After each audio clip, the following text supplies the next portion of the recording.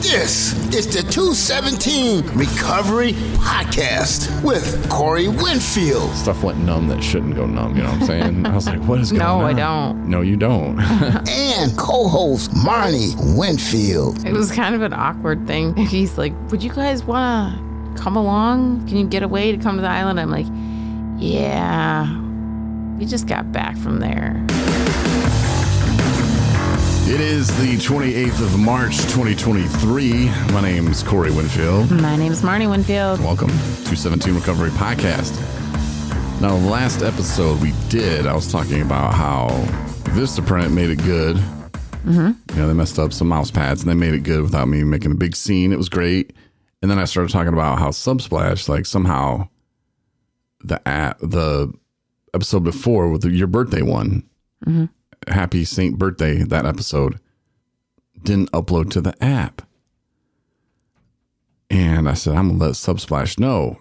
Well, before I did any of that, thank goodness, I checked out the app where I published them, and I didn't add it to the media series. Uh-oh. So you forgive them now? Master P and Soak the... Oh, no, I guess it is my fault. Soak the Shocker, and Master P had a song, Ain't My Fault. But that actually is my fault, so I'm going to make a remix. Operator error. My fault. It's all my fault. Is that going to come back again? Because you know how like people are wearing mullets and stuff again and driving Trans Ams? Who knows? Nah. I'm good on that. I'm good on that too, but we'll see. It's interesting. I've never like met a young person and they're like, yeah, man, I love that old Master P stuff. I heard that Gangnam Style song today on the radio. Yeah, I bet you did. The station like, you listened to. No, they were talking. It was like throwbacks, and it was about like making jokes about people buying CDs. Did you buy that CD? Oh, no. Did you have that song on a playlist? No. I did not care for that song. Ever. You want to ask me if I had it on a playlist? Did you? Hell no. No, I didn't. Are you silly? Why would you ask me that? See, I throw it back at you. Yeah, I see that. Don't you know me better than that? We've been married for coming up on 3 years in December. Yeah, see, that's why you get married on a even year, like 2020. Mm-hmm. So I can look at the thing and go, oh, it's 2023. So 3 years, but in December. Yeah. Yeah, it doesn't really work because we got married so late in 2020. So it throws me off. We've only been married 2 years. Yep. Yet it's 2023. It's killing me. No, not really. I was talking at the treatment center place today that I go to on Tuesday. And I was talking about how when people are in recovery, some people don't want people to know. I obviously wear it on my chest, actually, literally every day. With literally. 217 recovery logo on it.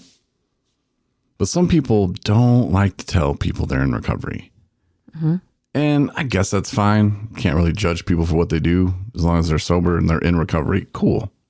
Those are two different things, by the way, being sober and being in recovery. Mm-hmm. But for me, it just was one of those things that I had to do. And I didn't know how freeing it was until I started doing it. Because I did the whole, I can't tell nobody, don't let nobody know. And it just felt like I was keeping this huge secret from everybody. And I don't know if it was because I was afraid that I wasn't really in recovery, that I was just sober. Mm-hmm. And I think that's the key there. I was just sober. I wasn't really in recovery. I was sober and I was going to meetings. Yeah. But I wasn't really living a life of recovery. I wasn't trying to better myself really in any way. I was just trying to get by and still trying to do things my way. So, surprise, it didn't work out so well. But when I started the podcast is when I really was like, boom, I'm out, you know, like I'm out of the closet now. Mm-hmm. I'm in recovery. And if people want to judge me for that, okay, you're going to judge me because I bettered my life. Like I made some changes and being a productive member of society. Like you want to judge me for that? Okay, all right, go ahead. But I ain't got no time to worry about what people think. Yeah. I don't know if you remember, I wrote a blog on that exact subject. Really? I could share it with you if you'd like. Let's do that. All right, hold on, let me pull it up. All right, so I wrote this July 20th, 2020, and I titled it Secretly Sober. This is from a blog that I did for a minute. P.S. I'm grateful. Anyhow, okay. It occurs to me that just because I choose to make my sobriety known to anyone that will listen, making the individual choice that people are in recovery public is something I've found that many choose to avoid, and often with good reason, I suppose. I think that people that have made the decision not to drink are protective of their new way of life because there is this automatic assumption that if they are sober now, then that means at one point they must have been a F up before, and nobody wants to be known as having had been that. The stigma is there. For me, I am open about it for a few reasons. First, I'm proud of who I am today, and sure, I hate a lot of the person that I was. But on that same note, to be here today, doing what I am doing today, feeling how I feel today, and helping how I help today takes a strength and courage that people that have never faced addiction could not even imagine. Second, and the most important, that is, if I make it clear that I'm in recovery, I am renewing my vows to my sobriety every time I say it. I have firmly laid a foundation of accountability that you have no idea how something that simple gives me strength. I'm responsible every day to do whatever it is that works for me to keep from me picking up a drink. Now I'm going to address why it is when I had been sober in the past, I let no one know unless it was necessary. Why did I do that? Well, it's because I wanted an out. I didn't want to fully commit. Say that I don't drink out loud, it becomes real. I wanted that door to drinking to still be cracked, so if I ever decided to pick up again, no confrontation or questions would be in my way. I was secretly sober. I finally realized that reservation inevitably led me to disaster. All the invitations I turned down for an after-shift drink was just because I was a busy girl with other things to do, at least as far as my coworkers were concerned. Then the day came and I accepted, and it was on. Time and time again that happened. That reservation of holding back the fact I don't drink and can't drink from the world led me straight to disaster. So when I decided I'm done living my life this way, I'm not going to let alcohol run me any longer. I not only closed that door, I effing slammed it, locked it, and threw away the key.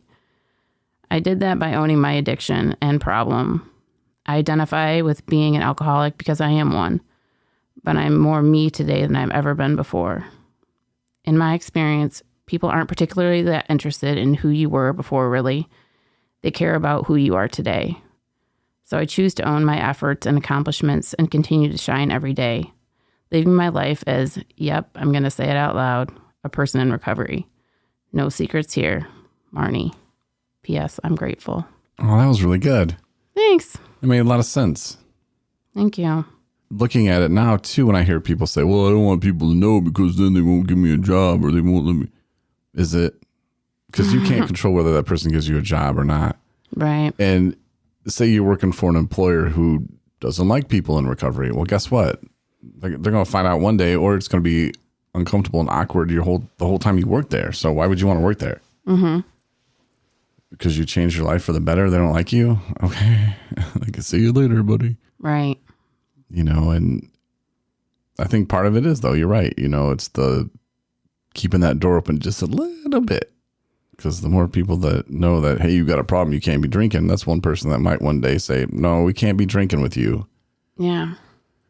And the thing about it is, I mean, I've established that I'm a person that doesn't drink alcohol anymore or do drugs, right? And that's who I am today. And it's going to be who I am tomorrow and next week and the week after that. So when the invitations keep coming or they're like, why aren't you drinking? How many lies why am I lying about it? Well, I don't feel good. I got to get up in the morning. I don't care for fill in the blank of whatever it is they're offering me. You know, that's lying. Mm-hmm. So why bother doing that? You know, own it and be proud of it because that's who I am now. So why would I cover that up? And it's not going to change. No. And on my watch, at least. For somebody who's just starting out and they're still, try it. Just try it. Take a select group of people, or your job, your church, wherever. Just be like, no, I'm in recovery. Wear a recovery shirt. which you can get a free one at 217recovery.com. Mm-hmm. But just try it out. See how that feels. It's really empowering. It really is. And it was just like a breaking out of a shell. Like, I don't even know how to explain it. Just like, yep, that's who I am. I mean, it was empowering. It was freeing. It was so many great things that I didn't even know was there, because I was hiding it. And I don't know if I was taught to hide it. Some meetings you go to or some groups you go to, whatever you want to call it, like, don't tell nobody, and they mean don't tell anybody like what's going on there. They don't mean you can't run out and tell people you're in recovery and wear your 217 recovery shirt that you got for free at 217recovery.com or the 217 recovery app. Yeah. And they're going to be like, are you in recovery? And they're going to be intrigued. And there's somebody, and it was said today by a guy, he's like, there's always somebody who knows somebody who's in recovery or who has a problem. Mm-hmm. So there's always that conversation of like, they're not going to be like, oh, so you were a piece of shit, huh? Right. Yep, Exactly. I sure was. It's totally not going there. And the thing is, you're going to get all kinds of responses, right? And the one that you fear the most is for them. What are they going to ask you? Why? Like, I can give you lots of reasons why, but I never really got that. I would get stuff like either like, that's cool, or good for you, or there's no response at all. Like no change in, like, it didn't affect them whatsoever. And I'm thinking like, I want like you to high five me or something, or like, and they're like, oh, I'm like, that's it. That's all I'm getting. There's no chance. So I don't get a parade or getting you drunk and taking you back to my place, or how are we going to do that? Right. I got you, and you weren't even drunk. That's what's up. I just realized that I didn't have to buy you a drink at all. Nope. I did buy you a Monster one time at a candy bar. You did, yeah. Yeah, that's how I roll. That gets them every time, guys. Apparently. Read Corey's playbook on how to be sober and get married. It's out in stores soon. It's a real short one. Just buy a Monster and a Milky Way. That's what it was, a Milky Way. Of course I remember. Now, there's another trick to it, too, but that book's going to cost a lot more. No, but it was brought up today about that. It was one of my topics I was talking to the guys about, and I shared the story about me working at Hearthside Grove, and it's a story I've told a few times on the podcast, but I'm not gonna get all the way into it. But I'm also not gonna make people search through 765 podcasts to look for it. When I got hired into a place, and I was 3 months clean, I just got out of treatment, was in Boyne City, and I had a job offer in Petoskey, and I had never heard of an RV resort. I didn't know what it was. Sounded good to me because I needed a job. And I went there, and it was like a playland for rich people almost. And so I didn't fit in very well. But it was a cool job, and the people who owned it were really cool. And I told him I needed like a day off. It was like a Thursday I needed off. And he's like, well, what's going on then? And I was like, well, there's this thing called the UFAM rally. And he's like, oh, is that like some family thing? Like, what's that? What is that? What does that stand for? And I was like, oh, crap. It's Unite to Face Addiction, Michigan. He's like, oh. And I was like, quickly to go, yeah, I started this company, and we turned into a nonprofit, and, we help people in early recovery. And I thought that'd be the end of it. And then he asked me the question that I was afraid he was going to ask me. Oh, are you in recovery? And in that moment, it's like time stood still. I was like, am I in recovery? And it was real quick, but it seemed like forever. And I was like, no. I tell him no. Do I tell him yes? And then is he going to just fire me? Like, I just started like 2 weeks ago, and I really think this job's cool. If I say no, and I can just still play it off like, no, man, like, I just help people who are. And then what? I got to come up with another lie, another story about a family member or a friend. And that's why, what? Yep. I just got my 90 days a couple weeks ago. And he was like, well, good for you, man. And we realized too, when we hired you, that we liked you, and we didn't do a background check on you. So I looked you up on the internet and I knew you were in recovery. And that oh shit moment of like, oh my God, that could have been so bad. Yeah. Like the whole time I worked there could have been just miserable because he wouldn't have trusted me. Right. You know, and it was just, and that's in early recovery, 90 days clean. And I'm making decisions like this. And to feel the effect of doing and saying the right thing and not lying and being open with it was just a huge thing for me. And obviously when I'm doing a podcast, I wasn't afraid to hide it from a bunch of people I didn't know. But when you have a new employer, you're trying to impress. And yep, I'm in recovery. You know, and I'm so glad I told him that. And like a couple months later, he's like, hey, I'm going on vacation. Here's the keys. You know, and I'm like, what? You have a movie theater in here. Like, this is awesome. Would he have trusted me like that? Doubt it. If I just would have lied to him about that. Yeah. And that wouldn't have been a good sign. And there's probably a previous version of me that would have lied to him. Because I don't want him thinking bad things about me. Well, why would he think bad things about you? You're not drinking. Yeah. You're not drunk. Because you're hanging out with sober people and you change your life and you want to do good things. Right. Yep. So it's just one of those moments, man, that you can be caught in, but it's easier just to tell the truth and be like, yep, I'm in recovery. Just for me. Mm-hmm. Yeah, but what if I lose my job? Well, then the job you didn't need it. God didn't want you in that job for being honest and telling somebody you're in recovery. Now, if you're 2 days sober and you run around telling people you're in recovery, and might be a little different, but right. You know, I had 90 days, which wasn't very, very many, but I'd been at it for quite a while. Mm-hmm. And every employer is taking a chance when they have a new hire, right? Mm-hmm. And I mean, for me, hiring somebody on, I would rather have them tell me that they're a person in recovery than start off telling me about these ragers that they go to all the time. And then you're crossing your fingers that they're going to, you know, be sober or not hungover on days they come in just because they don't identify as somebody, you know what I mean? Like, it's kind of like, why not take the chance on somebody who's trying to turn it around? And yeah, so. And a lot of employers could speak up and go, well, I did take a chance on that guy and he totally relapsed and he screwed me over and blah, blah, blah. And yeah, that happens. That happens in life just with normal people who don't identify as being in recovery. And that's just closed-minded people that, yeah. But I'm sure it does happen. I'm sure it does, but oh well. I'm proof of that, actually. If you want to talk to the newspaper in St. Joe, like, he didn't show up for a week and then called and talking about, can I have my job back? Did I get fired? So and they were like, well, after 3 days of no call, no show, you're done, man. Like, right. It's like, oh, for real? Yeah. Oh, damn, for real? I missed that many days. You probably shouldn't go to work anyway today because I've been drinking. So, yep, see ya. Job sucked anyway. Didn't need it. I couldn't even handle it. It was like $9 an hour. It was not a good job. There's old people calling about, I don't have my paper today. I'd be messing with them. Like, did you check the bushes? Why would I check the bushes? Because I think that's where they put it. Well, let me go check. Oh my gosh. That's terrible. No, but it's not there. Well, no, I'm at the bushes in the back. Do you have bushes back there too? Yeah. It's not funny. How far did you get down in them bushes? Sometimes it falls down through and, you know, Jesus is a big fan of mine though.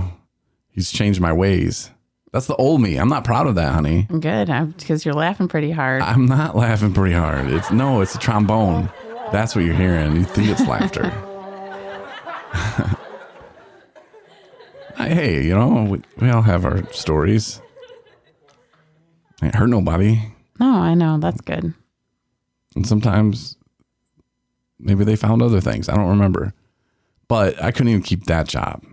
You know, and I remember when I went into that, when I was real honest with the guy, I was like, yeah, I'm sober.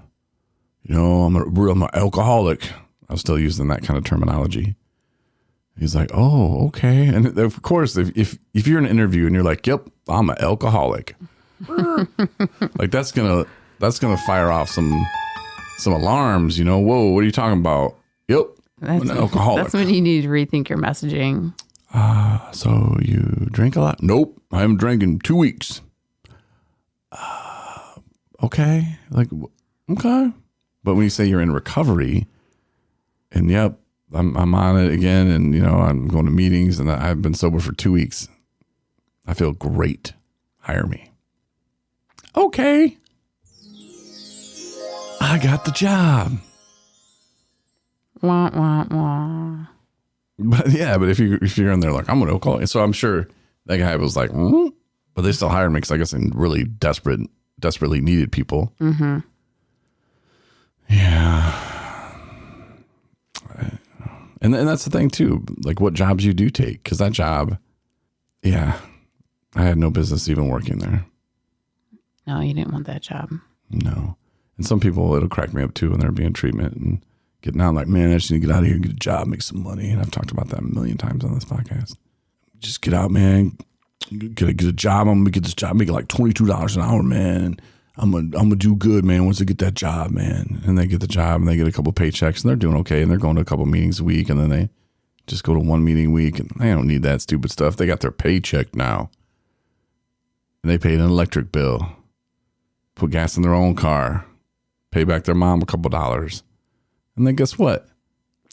Man, I can drink out Friday. I can use just one more time. Just this weekend, it's Felix's birthday or whoever it is. Yeah, I'm partied up one more time. And then bloop, and they lost that job again. Damn, I thought it was just about making some money. It's not. It's about having a purposeful job. Like I was taking people treatment. I wasn't making any money. Now it's finally kind of coming to where it's like, hey, all that hard work's paying off, which is great. And it feels wonderful. But I was doing something that had purpose to it. Yeah, you need to, when you're in recovery, you need to have work on all pieces of your life, all elements.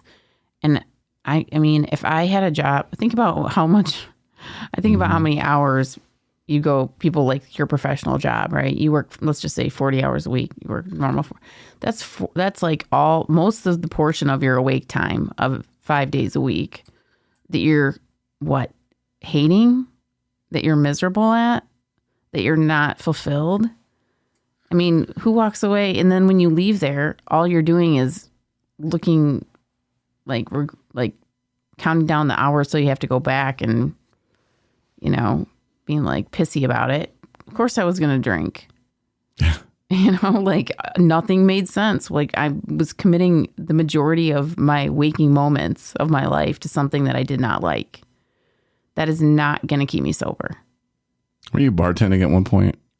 I bartended a lot, yeah. You're like, it's cool. I can bartend and be sober.